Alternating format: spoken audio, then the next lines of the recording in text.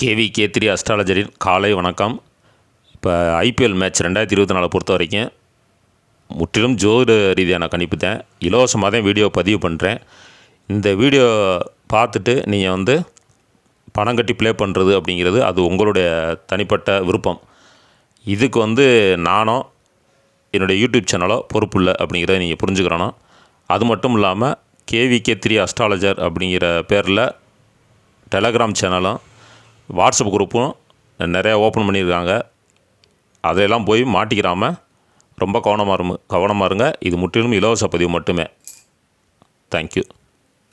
நண்பர்கள் அனைவருக்கும் KVK3 அஸ்ட்ராலஜரின் காலை வணக்கம். இப்போ பார்த்தீங்கன்னா நேற்று மேட்ச் SRH வெர்சஸ் RR. இந்த மேட்சை பொறுத்த வரைக்கும் நான் சொன்ன பிளேயர்ஸு நான் லிஸ்ட்டில் 8 பேர் வந்திருந்தாங்க. அதாவது SRH ஃபஸ்ட்டு பேட்டிங் பண்ணி RR ஃபீல்டிங் பண்ணான் அப்படி சொல்லியிருந்தேன். ஆனால் எந்த அணி வின் பண்ணும் அப்படின்னு சொல்லியிருந்தேன். அந்த அணி வின் பண்ணிருச்சு. ஃபஸ்ட்டு பேட்டிங் பண்ணுற டீம் வின் பண்ணிருச்சு. நேற்று ஒரு சின்ன தவறு ஆகிப்போச்சு. என்ன அப்படின்னா, நேற்று உமன் மேட்ச் ஒரு 3:30 மணிக்கு இந்தியன் உமன் மேட்ச் நடந்துச்சு. அந்த டீமுடைய கேப்டன் 2 பேருக்கும் SRH RR அவங்க இந்த 2 டீமுடைய கேப்டனுக்கும் ஒரே மாதிரி வந்ததுனால நான் நேற்று இந்த வீடியோ போடும்போது சொல்லியிருந்தேன், ரிசல்ட் உங்கள் பொறுப்பில் விட்டு நீங்கள் எடுத்துக்கிறங்க அப்படின்னு. கொஞ்சம் குழப்பமாக இருக்குது அப்படின்னு சொல்லியிருந்தேன். ஆனால் அதில் பார்க்கும்போது ஒரே மாதிரி வந்ததுனால அந்த ரிசல்ட்டு, அதாவது ஃபீல்டிங் பண்ணுற டீம் வின் பண்ணுறதுக்கான வாய்ப்பு தான் இருந்துச்சு அப்படின்னு மறுபடியும் கணிச்சு பார்த்ததில் சொல்லி டெலகிராமில் நான் பதிவு பண்ணி போட்டுட்டேன். ஆனால் மேட்ச் கடைசியில் அப்படித்தான் போச்சு. அதாவது ஃபீல்டிங் பண்ணுற டீம் தான் வின். நான் வீடியோவில் சொன்னது பேட்டிங் பண்ணுற டீம் தான் வின் அப்படிங்கிற மாதிரி சொல்லியிருந்தேன். ஒரு 30% எடுத்துக்கிறேன் அப்படின்னு சொல்லியிருந்தேன். ஆனால் அந்த உமன் மேட்ச் பார்த்த உடனே அதே ஒரே மாதிரி தானே வருது அப்படின்னு சொல்லிட்டு டெலகிராமில் நான் பதிவு போட்டிருந்தேன். அதாவது ஃபீல்டிங் பண்ணுற டீம் தான் வின் பண்ணுறதுக்கான வாய்ப்பு இருக்குது அப்படின்னா அது யாரும் ட்ரேடிங் பண்ணுறவங்களுக்கு அது யூஸ் ஆகும் சொல்லிட்டு மற்றபடி பிளேயர்ஸில் எந்த சேஞ்சஸ் இல்லை அப்படின்னு சொல்லிட்டு ஒரு 6:30 மணிக்கு பதிவு போட்டு விட்டேன். அது ட்ரேடிங் பண்ணுறவங்க என்னன்னா ஃபஸ்ட்டே எடுத்துருவாங்க. அதாவது சில பேர் என்னன்னாக்க எந்த அணி வின் பண்ணணும்னு சொன்னாலும் அந்த டீம் மேலே பணம் கட்டி ப்ளே பண்ண ஆரம்பிச்சிருவாங்க. அதோட கட்டிட்டு அந்த மேட்ச் முடிய வரைக்கும் பார்க்கவும் மாட்டாங்க. ஒருவேளை அவங்களுக்கு லாஸ் ஆகிறதுக்கான வாய்ப்புகள்லாம் இருக்கும். அதுதான் திரும்ப நான் சொல்கிறது, பணம் கட்டி ப்ளே பண்ணுறவங்க நல்லா கிரிக்கெட் நாலேஜ் இருந்தால் மட்டும் பண்ணுங்க. என்னுடைய கணிப்பு நீங்கள் கொஞ்சம் ஒரு 20% 30% எடுத்துக்கொண்டாலே போதும். ஏன்னா இப்போ இந்த குறுப்பெயர்ச்சி வந்ததுக்கப்புறம் நிறைய மாற்றங்கள், பெரிய குழப்படியே வருது. இப்போ லாஸ்ட்டு ஒரு வாரம் 10 நாள் 10 மேட்ச்லேயே பார்த்தீங்கன்னா நம்ம நினைக்காத ரிசல்ட் எல்லாம் மாறுது. பிளேயர்ஸு நம்ம நல்லா விளாடுவாங்க அப்படின்னு சொல்லக்கூடிய பிளேயர்ஸ் கூட வராமல் போயிடுறாங்க, இல்லைன்னா நல்லா ப்ளே பண்ண மாட்டேங்கிறாங்க. இது எல்லாமே கிரகங்களுடைய மாற்றம் தான். அதை நம்ம ஒன்றே பண்ண முடியாது. இனிமேல் வரக்கூடிய மேட்சஸும் இப்படித்தான் வரும். அதனால இனிமேல் வரக்கூடிய மேட்ச் ரிசல்ட் எல்லாம் ஒரு 30% மட்டும் எடுத்துக்கிறங்க. 70% உங்களுடைய பொறுப்பு தான். இன்னைக்கு வீடியோ பதிவு பண்ண முடியல, கோயிலுக்கு போயிட்டேன். அது நேற்று சில பேருக்கு தெரியும், நான் அன்னைக்கு பண்ண மாட்டேன், லேட்டாக பண்ணேன்னு. அது இருந்தாலும் கமெண்ட்லாம் கேட்டுக்கிட்டே இருந்தீங்க. அது சில பேருக்கு நான் பதிலும் போட்டிருந்தேன். இப்போ பார்த்தீங்கன்னா இன்னைக்கு மேட்ச் என்னன்னு பார்ப்போம். இன்னைக்கு மேட்ச் பார்த்தீங்கன்னா 51வது மேட்ச். கிட்டத்தட்ட மேட்ச் முடிவுக்கு வந்துருச்சு. இன்னும் ஒரு 20 மேட்ச் தான் இருக்கும்னு நினைக்கிறேன். 22 23 மேட்ச் தான் இருக்குது. இப்போ எம்ஐயை பொறுத்த வரைக்கும் யார் யாருக்கு நல்லா இருக்குன்னு பார்ப்போம். எம்ஐயை பொறுத்த வரைக்கும் ஹெச் பாண்டியா அவர் தான் கேப்டன். அவருடைய தலைமையில் Kishan, Sharma, Yadav, T Varma, H Pandya, N Wadhera, T David, M Nabi, G Coetzee, P Chawla, J Bumrah, N Thushara இவங்களை எடுத்துக்கலாம். இவங்களாம் விளாண்டுக்கலாம் லாஸ்ட் மேட்ச்சில். இப்போ KKR பொறுத்த வரைக்கும் ஐயர் அவருடைய தலைமையில் P Salt, Narine, Rinku Singh, Iyer, V Iyer, A Raghuvanshi, A Russell, Ramandeep Singh, M Starc, V Arora, H Rana, V Chakravarthy இவங்கெல்லாம் லாஸ்ட்டாக விளாண்ட பிளேயர்ஸ். இப்போ எம்ஐ இன்னைக்கு என்ன நட்சத்திரம் அப்படின்னு பார்த்தோம்னா சதய நட்சத்திரம். இன்னைக்கு முழுவதுமே 2 இன்னிங்ஸுமே சதய நட்சத்திரத்தில் நிற்கிது. ஃபர்ஸ்ட் இன்னிங்ஸ் பார்த்தீங்கன்னா துலாம் லக்கணத்தில் 30 நிமிஷமும் அதுக்கப்புறம் விருச்சி லக்கணத்தில் 1 மணி நேரம் நிற்கிது. 2 லக்கணம் வருது பாருங்க. அதுக்கப்புறம் விருச்சி லக்கணத்தில் 30 நிமிஷமும் செகண்ட் இன்னிங்ஸு தனுசு லக்கணத்தில் 1 மணி நேரமும் நிற்கிது. இதில் கிரகங்கள் மாற்றம் எதுவும் இல்லை. லக்னம் 2 லக்னம் வருது. சந்திரன் சனியோட சேர்ந்துருக்காரு.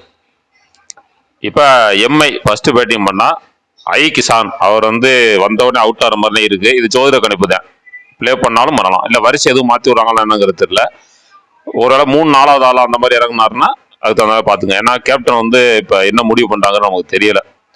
இப்போ ஏற்கனவே லாஸ்ட்டாக விளாண்ட வருஷப்படி வந்தால் இந்த இதை எடுத்துக்கங்க. கிசான் அவருக்கு சுமாராக தான் இருக்குது.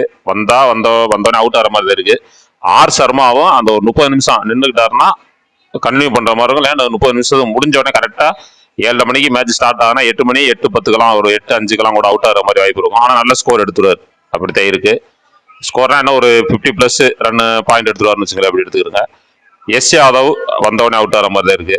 D Varma, H Pandya, N Vadra, அதுக்கப்புறம் ஜி கோட்ஸி, ஜே பூம்ரக் உங்களை எடுத்துக்கலாம். எம்ஐ ஃபர்ஸ்ட் பேட்டிங் பண்ணா. இப்போ ஆர் சர்மா மட்டும் டவுட் அப்படின்னு சொல்லியிருக்கேன். டவுட்டில் ஓரளவுக்கு பாயிண்ட் எடுப்பார். கேகேஆரை பொறுத்த வரைக்கும் பி சால்ட் இவருமே வந்து டவுட்டாக தான் தெரியுது. அதாவது வந்த உடனே அவுட் ஆகலாம், இல்லை ஒரு அரை மணி நேரம் ப்ளே பண்ணலாம் செகண்ட் இன்னிங்ஸில் ஃபீல்டிங் பண்ணும்போது. ஏன்னா இந்த ஃபர்ஸ்ட் ஓப்பனராக இறங்கக்கூடிய 2 பேருக்கும், அதாவது எம்ஐல ஐ கிசான், ஆர் சர்மா இவங்க யாராவது ஒரு ஆள் தான் நிற்பாங்க அந்த அரை மணி நேரம். கேகேஆரை பொறுத்த வரைக்கும் பி சால்ட் அல்லது எஸ் நரேன் அவங்க யாராவது ஒரு ஆள் தான் நிற்பாங்க. ஆனால் இதில் எஸ் நரேன் வந்து பவுலிங் பண்ணுறனால அவரை வேணா எடுத்துக்கலாம். இப்போ கேகேஆர் ஃபீல்டிங் பண்ணும்போது P Salt, S Narine, Rinku Singh, S Iyer, M Starc, V Arora, V Chakravarthy இவங்களை எடுத்துக்கலாம். இப்போ எம்ஐ ஃபர்ஸ்ட் பேட்டிங் பண்ணி கேகேஆர் ஃபீல்டிங் பண்ணால் மேட்ச் க்ளோஸாக போகும். அதை கரெக்டாக புரிஞ்சுக்கிறேன். மேட்ச் வந்து க்ளோஸாக போகும், லாஸ்ட் பால் வரைக்கும் போகும், நேற்று போன மாதிரி போகும். ஆனால் வின் பண்ணக்கூடிய டீம் வந்து எம்ஐ வின் பண்ணிடும். ஃபர்ஸ்ட் பேட்டிங் டீம் வின் அப்படி மாதிரி எடுத்துக்கோங்க. இதுவே கேகேஆர் ஃபர்ஸ்ட் பேட்டிங் பண்ணி எம்ஐ ஃபீல்டிங் பண்ணால் கேகேஆர் வின் பண்ணிடும். க்ளோஸாக போகாது, வின் பண்ணிடும். எம்ஐ ஃபர்ஸ்ட் பேட்டிங் பண்ணால் மட்டும்தான் மேட்ச் க்ளோஸாக போகும். இப்போ கேகேஆர் ஃபர்ஸ்ட் பேட்டிங் பண்ணால் யார் யாருக்கு நல்லா இருக்குன்னு பார்ப்போம். பி சால்ட்டு, அதுக்கப்புறம் எஸ் நரேன். அவர் வந்தால் ஒரு அரை மணி நேரம் நிற்பார். ஆனால் அவர் பவுலிங் பண்ணாலும் அவர் எடுத்துக்கலாம். அவர் எடுக்க தேவையான, ஏன்னா பவுலிங் பண்ணாலும் வாய்ப்பு இருக்கும். ஒரு பாயிண்ட் ஓரளவுக்கு வந்துடும். டீமுக்குள்ளே வந்துடுவார்.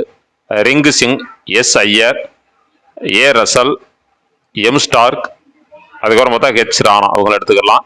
எம்ஐயை பொறுத்த வரைக்கும் ஐ கிசான் அவர் ஒரு 30 நிமிஷம் நிற்பார். அதுக்கப்புறம் T Varma, H Pandya, N Wadhera, G Coetzee, P Chawla, அவ்வளோதான். அப்போ எம்ஐ ஃபர்ஸ்ட் பேட்டிங் பண்ணால் 13 பேர் சொல்லியிருக்கேன். கேகேஆர் ஃபர்ஸ்ட் பேட்டிங் பண்ணால் 13 பேர் சொல்லியிருக்கேன். இதில் ஓப்பனராக இறக்கக்கூடிய 2 டீம்லையுமே யார் இறங்கினாலும் சரி ஃபர்ஸ்ட் ஒரு 2 பேர்ல யாராவது ஒரு ஆள் தான் நிற்பாங்க ஒரு அரை மணி நேரம். அப்போ 2 விக்கெட் விழுந்துடும் அப்படிங்கிற மாதிரி வச்சுங்க. பவர் பிளேகளோட பவர் பிளே வரைக்கும் ஒருத்தர் நிற்பாரு. பவர் பிளே முடிஞ்ச உடனே 2 பேருமே அவுட் ஆகிற மாதிரி தான் இருக்கும். பார்த்துக்கிறங்க. இந்த 4 பேரையும் வச்சு பார்க்கும்போது கேகேஆர்ல ஃபர்ஸ்ட் ஓப்பனர் 2 பேரையும், எம்ஐல ஃபர்ஸ்ட் ஓப்பனரையும் 2 பேரையும் வச்சு பார்க்கும்போது இந்த 4 பேர்ல எஸ் நரேனும் பெஸ்ட். ஏன்னா அவர் பவுலிங்கும் பண்றதுக்கான வாய்ப்பு இருக்கு, விக்கெட் போடுறதுக்கு வாய்ப்பு இருக்குனால அவருக்கு கொஞ்சம் முக்கியத்துவம் கொடுத்துக்கிறங்க. இதில் யார் பெஸ்ட் பிளேயர்ஸ் அப்படின்னு பார்த்தோம்னா எம்ஐயை பொறுத்த வரைக்கும் T Varma, H Pandya, N Wadhera அவங்களை எடுத்துக்கலாம். ஜி கோட்ஸி இவரை எடுத்துக்கலாம். கேகேஆரை பொறுத்த வரைக்கும் P Salt, S Narine, Rinku Singh, S Iyer. இந்த ரிங்கு சிங் வந்து இன்னைக்கு பவுலிங் பண்ணுறதுக்கான வாய்ப்புகள் இருக்கும்னு நினைக்கிறேன். எம் ஸ்டார்க் இவங்களை எடுத்துக்கிறேங்க. மொத்தத்துக்கு 9 பேர் தான் சொல்லியிருக்கேன். மீதம் 2 பேர் அந்த ஃபர்ஸ்ட் ஓப்பனர் எம்ஐல 2 பேர், கேகேஆர்ல 2 பேர். அந்த 4 பேர்ல யாராவது 2 பிளேயர் வந்து நீங்கள் பெஸ்ட் பிளேயர்ஸாக சூஸ் பண்ணிக்கிறங்க. இப்போ இதில் இன்னைக்கு என்ன மாற்றம் அப்படின்னா, இன்னைக்கு ஃபர்ஸ்ட் இன்னிங்ஸ் நடக்கும்போது இப்போ ஃபர்ஸ்ட் பேட்டிங் பண்ணுற டீம் 7:30 மணிக்கு டாஸ் போட்ட உடனே ஃபர்ஸ்ட் பேட்டிங் பண்ணுற டீம் அந்த பவர் பிளேக்கில் அந்த அரை மணி நேரத்துக்கு 2 விக்கெட் விழுந்துடும். அல்லது 30-35 நிமிஷத்தில் 2 விக்கெட் விழுந்துடும். அதே செகண்ட் பேட்டிங் பண்ணுற டீம்லையும் அந்த அரை மணி நேரத்தில் 2 விக்கெட் விழுந்துடும். அதுக்கப்புறம் கொஞ்சம் விக்கெட் ஸ்லோவாகும், ரன்னு வந்துடும்.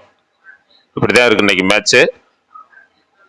லெஃப்ட் ஹேண்டட் யார் யார் இருக்காங்களோ நான் அதில் சொல்லலை, அப்படி விட்டு போயிருந்தாலும் எம்ஐல பொதுவாக யார் யார் இன்னைக்கு ப்ளே பண்ணுறாங்களோ லைனப் வந்தோடனே புதுசாக ஆள் யாராவது லெஃப்ட் ஹேண்டட் வர்றாங்கன்னா அவங்களை எடுத்துக்கிறங்க. கேகேஆர்லேயும் இன்னைக்கு லெஃப்ட் ஹேண்டட் வந்தாங்கன்னா எடுத்துக்கிறங்க. அதிகமான பாயிண்ட் எடுக்கக்கூடிய பிளேயர்ஸ் எதில் வர்றாங்கன்னா பவுலர் தான் வர்றாங்க. Bowler, allrounder. இப்போ எம்ஐயை பொறுத்த வரைக்கும் 2 டீம்லையுமே பொதுவாகவே பவுலர், ஆல்ரவுண்டர் அவங்கள தான் நல்லா பாயிண்ட் எடுக்கக்கூடிய பிளேயர்ஸ் வர்றாங்க. ஸ்கோர் ஒன்றும் பெருசாக வர்ற மாதிரி தெரியல, அப்படிதான் இருக்கு. ஏன்னா 1.5 மணி நேரத்தில் அரை மணி நேரம் அடி விட்டு போது இந்த 1 மணி நேரத்தில் வரக்கூடிய ஸ்கோர் தான். அந்த அரை மணி நேரத்தில் பெருசாக ஒன்றும் ஸ்கோர் வர்ற மாதிரி இல்லை. தொடர்ந்து ஃபாலோ பண்ணிக்கிறேங்க. நாளைக்கு வீடியோலாம் கொஞ்சம் முன்னாடியே நான் பதிவு பண்ணி போட்டுறேன். ஒரு 10 மணிக்குள்ள போட்டுறேன். இன்னைக்கு இந்த வெளியில் போனதால பதிவு பண்ண முடியல. தேங்க்யூ.